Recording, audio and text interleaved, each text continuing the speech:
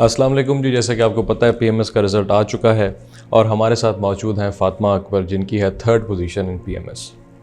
फ़ातिमा, सबसे पहले ये बताइए, मैनी कांग्रेचुलेशंस टू यू। उससे पहले ये बताइए कि how are you feeling? Sir, thank you so much. Right now, I'm feeling very blessed, Alhamdulillah, and very happy and overwhelming because obviously everyone works hard, but Allah Almighty has definitely blessed me in ways I never imagined. अच्छा, सबसे पहले अपनी journey के बारे में बताइए। कब से स्टार्ट की, कैसे स्टार्ट की, क्या डूज़ एंड डोंट्स फॉलो किए? सर जर्नी मेरी एक्चुअली 2023 के स्टार्ट से मैंने प्रिपरेशन अपनी स्टार्ट की। उससे पहले I have done my MPhil from university of Gujarat and basically I was preparing for my PhD. अच्छा।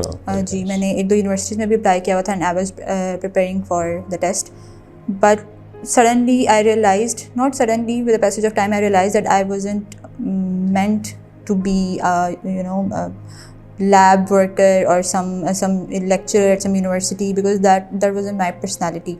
So उस time पे I researched a lot on some administrative positions in private sectors too, but फिर मुझे ऐसा CSS और PMS का इतना हमारी काउंसलिंग भी नहीं होती और इतना आइडिया भी नहीं होता। बट देन आई रिसर्च और तकरीबन 2-3 दिन मैंने रिसर्च की इस चीज़ पे कि कैसी पोजीशंस होती हैं और क्या ग्रुप्स वगैरह हैं, और बस 3 दिन के बाद मैं लाहौर आ गई वर्ल्ड टाइम्स में। अपनी जर्नी कैसे स्टार्ट की थी आपने? फर्स्ट ऑफ ऑल मैंने सारा सिलेबस एक दो दिन नहीं, एग्जैक्टली 1-2 हफ्ते लगा के मैंने सारा सिलेबस बहुत थॉरली मैंने उसको जब स्टडी किया और पास्ट पेपर्स देखे। फिर अपने सब्जेक्ट सिलेक्शन मैंने बहुत मेटिकुलसली उसको प्लान किया, क्योंकि subject selection matters a lot. आप बार बार सब्जेक्ट चेंज नहीं कर सकते, आप हर 2 महीने बाद सब्जेक्ट्स नहीं चेंज कर सकते। तो मैंने जो सब्जेक्ट सोचे थे मैं उनको ही लेके चली। तो सब्जेक्ट सिलेक्शन के लिए आपने क्या स्ट्रेटजी रखी थी? फिर सब्जेक्ट सिलेक्शन के लिए, क्योंकि मैं ऑब्वियसली साइंसेस की स्टूडेंट रही हूँ, तो मैंने उस हिसाब से अपने मैंने पास्ट पेपर्स हर चीज़ के देखे थे, हर सब्जेक्ट के देखे थे और सिलेबस भी हर सब्जेक्ट का देखा था। फिर जो मेरे टेम्परामेंट के हिसाब से था, ये जो मुझे लगता था कि मैं अच्छी तरह से टैकल कर सकती हूँ, उस पर मैं रिसर्च अच्छी कर सकती हूँ, क्योंकि I have done MPhil, I have done thesis, तो मुझे रिसर्च करने वाले जो सब्जेक्ट्स हैं ना वो ज़्यादा अच्छे लगे थे। और पोलिटिकल साइंस जो है वो मेरा एक कह लें कि इंटरेस्ट भी रहा। अच्छा, एवेल्यूएशंस के बारे में बताइए कि एवेल्यूएशंस को किस तरह आपने प्लान किया और उसका क्या किरदार था आपकी प्रिपरेशन के अंदर? सर एवेल्यूशन जो है वो बहुत मैटर करती हैं, और वो मेरे ख्याल से आपको अपनी जर्नी के स्टार्ट में ही जो है वो अपना बेशक एक पैराग्राफ ही लिखें, लेकिन आप उसको एवेल्यूएट कराएं, एक अच्छे मेंटोर से, एक अच्छे गाइड से एवेल्यूएट कराएं। तो इंग्लिश एसे जो है उसको मैंने अपनी जर्नी के स्टार्ट से ही मैंने उसकी प्रिपरेशन साथ साथ रखी, उसको मैंने बिल्कुल भी जो है वो इग्नोर नहीं किया, क्योंकि बहुत से लोग कर देते हैं कि हम आखिरी 2 महीने में इसको लेके चलेंगे। तो आपको जर्नी के पहले दिन से ही आपको इंग्लिश एसे को टाइम देना चाहिए। आप बेशक एक पैराग्राफ लिखें, आप एक आउटलाइन बनाएं, जैसी भी बनती है। तो मैंने वो चीज़ अपने साथ साथ रखी थी। और एवेल्यूशंस मैंने मैक्सिमम वर्ल्ड टाइम से काउंसलिंग डिपार्टमेंट से बहुत मैंने एवेल्यूशंस करवाई। क्या स्ट्रेटजी, क्या आपने कोई टाइम टेबल रखा था, क्या ऐसी चीज़ रखी थी कि which has helped you come so far, कि आपने इस तरीके से अपने इस ड्रीम को अचीव कर लिया है? सर टाइम टेबल जो है वो तो मैंने डे 1 से बनाया था, क्योंकि आप मैनेजमेंट जो है वो आपको आगे भी जाके मैनेजमेंट ही करनी है। तो मैनेजमेंट मैटर्स अ लॉट, मतलब मैनेजमेंट मीन्स अ लॉट। आप पहले दिन से आप डे अपना शुरू करने से पहले आपको पता होना चाहिए कि मैंने किस चीज़ को कितना टाइम देना है। तो टाइम टेबल मैंने हमेशा से, ये मेरी रही है, आदत भी रही है कि टाइम टेबल के बगैर मैं बिल्कुल काम नहीं करती हूँ। जो मेरे टास्क होते हैं आई मेक श्योर कि मैं उनको कंप्लीट करूँ और फिर ही मैं जो है वो अपना दिन ख़त्म करूँ। तो टाइम टेबल मैंने शुरू से ही रखा था। ऐसे प्रेसी को मैंने डेली या अल्टरनेट डेज़ पे अपने टाइम टेबल में रखा था। और पाकिस्तान अफेयर्स को स्पेशली जो है वो बहुत ज़्यादा आपको टाइम देना पड़ता है। आपको नॉलेज बेस, स्पेशली अगर आप साइंसेस के स्टूडेंट हैं तो आपको नॉलेज बेस अपना बहुत पहले अच्छा करना पड़ता है, उसके बाद आपको वो लेवल बिल्डअप होता है कि आप एग्ज़ाम में बैठ सकते हैं। अच्छा, नॉलेज बेस की बात बताएं कि नॉलेज बेस को कैसे आपने इम्प्रूव किया? क्या सिर्फ कोर्स की सिर्फ जो गाइड बुक्स हैं उन तक ही महदूद थी, या उसके अलावा भी कोई सोर्स एक्सप्लोर किए थे आपने? नहीं, मैंने बुक्स भी पढ़ी थी। डॉक्टर मलीहा लोधी को मैंने पढ़ा। उसके अलावा रिसर्च आर्टिकल्स को, मेरा मतलब आदत भी थी मेरी शुरू से। मैं रिसर्च आर्टिकल इप्री के, ISSI के रिसर्च आर्टिकल में पढ़ती थी, तो उससे मेरा बहुत ज़्यादा एनालिसिस भी बिल्डअप हुआ और नॉलेज बेस भी स्ट्रॉन्ग हुआ। और अखबार का कितना किरदार था? सर अखबार तो डेली, वो तो मेरे थ्रू आउट माई जर्नी वो डेली मैंने पढ़ा। अच्छा, ओवरऑल एक क्या डूज़ एंड डोंट्स होंगे जो कि आपने रिटर्न के दौरान फॉलो किए होंगे? सर डूज़ यही थे कि आप जितनी भी किताबें पढ़ लें, जब तक आप लिखते नहीं हैं तो वो उन किताबों का कोई आपको फ़ायदा नहीं है। तो ये है कि मैंने written practice throughout my journey की थी।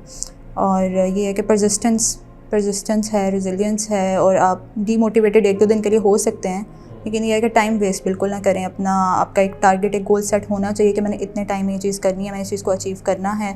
और आप मतलब अगर डीमोटिवेटेड हो भी जाते हैं तो 1-2 दिन का आप ब्रेक ले लें, अपने आप को ज़्यादा थकाएं मत, लेकिन उसके बाद फिर से और मेरा ये बिलीफ है पर्सनली कि अगर एक चीज़ को आप डिज़ायर करते हैं ना तो आपके अंदर मोटिवेशन आ जाती है। आप 1-2 दिन के लिए रेस्ट कर सकते हैं, लेकिन उसके बाद आप फिर से जो है वो सिर्फ लग जाते हैं। तो आपको अपना टारगेट बहुत क्लियर होना चाहिए। ये नहीं कि मैं किसी के कहने पे आ गया हूँ या मैं किसी को देख के आ गया हूँ और बस आपका अपना कोई गोल नहीं है, अपना कोई विजन नहीं है। तो आपका अपना एक विजन होना चाहिए। अच्छा, फिर आता है इंटरव्यू का फेज़।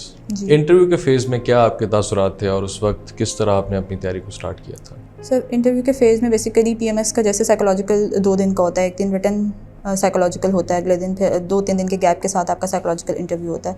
तो मेरा मेन फोकस यही था कि मैं जो अपने कंपल्सरी सब्जेक्ट्स हैं उनको मैक्सिमम मैंने टाइम दिया, अपना जो नॉलेज है वो ब्रशअप किया और न्यूज़पेपर साथ साथ रखा। दूसरा ये है कि जो साइकोलॉजिकल रिटन है, क्योंकि इससे पहले मेरा कोई एक्सपोजर नहीं था साइकोलॉजिकल टेस्ट का, तो साइकोलॉजिकल की मैंने बहुत अच्छी तैयारी की। उसकी मतलब एक्सरसाइज वगैरह सॉल्व, और मैंने प्रॉपर 2-4 दिन उसको दिए साइकोलॉजिकल को। उसके बाद मैंने अपना नॉलेज गैप जो है वो उसको कवर किया, नॉलेज गैप को कवर अप किया, क्योंकि मेरा इंटरव्यू एक्चुअली ना पहले दिन ही था। जब जो इंटरव्यू स्टार्ट हुए थे तो पहले दिन ही मेरा 3rd नंबर पे था इंटरव्यू। तो बस वो मुझे टाइम तो कम मिला, लेकिन आई ट्राइड माई बेस्ट कि मैं अपना एटलीस्ट कंपल्सरी सब्जेक्ट्स जो हैं उनको कवर कर लूँ अच्छी तरह, और ऑप्शनल भी मैंने इन डेप्थ वो किया था। तो ये है कि देखें, रिटन जो है वो उसमें आपकी स्ट्रैटेजी और डिफरेंट होती है, क्योंकि रिटन में आपके पास मार्जिन ऑफ एरर होता है, लेकिन इंटरव्यू में आपके पास मार्जिन ऑफ एरर नहीं होता। वो जो पैनलिस्ट हैं वो आपको डायरेक्टली ऑब्जर्व कर रहे होते हैं, आपकी बॉडी लैंग्वेज को ऑब्जर्व कर रहे होते हैं, तो वहाँ पे आप जो है वो इधर उधर नहीं हो सकते। तो ये अच्छा, वर्ल्ड टाइम्स में आपको बहुत ज़्यादा देखा है। Is World Times second home to you? Exactly, I can safely say that World Times is second home to me. अच्छा Fatima, being a girl, lot of pressure, बहुत सारी चीज़ें फेस करना पड़ती हैं, specifically from the family as well. क्या journey के दौरान ऐसा कोई हर्डल रहा था आपके साथ? सर, फैमिली अल्हम्दुलिल्लाह, my father has been very supportive. He has supported me through out my journey despite the societal pressures. Obviously I am the eldest daughter, तो सोसाइटल प्रेशर्स तो होते हैं। बहुत से लोगों ने कहा कि आप बेटी पे क्यों पैसा लगा रहे हैं, मतलब बेटियां तो जैसा हमारे सोसाइटी का माइंडसेट है, लेकिन उन्होंने हमेशा मतलब मुझे बहुत मोटिवेट किया। इमोशनल सपोर्ट, फाइनेंशियल सपोर्ट तो ऑब्वियसली होती है, उसके बगैर तो आप नहीं अचीव कर सकते। तो इमोशनल सपोर्ट भी मेरे फादर की तरफ से अल्हम्दुलिल्लाह बहुत ज़्यादा थी।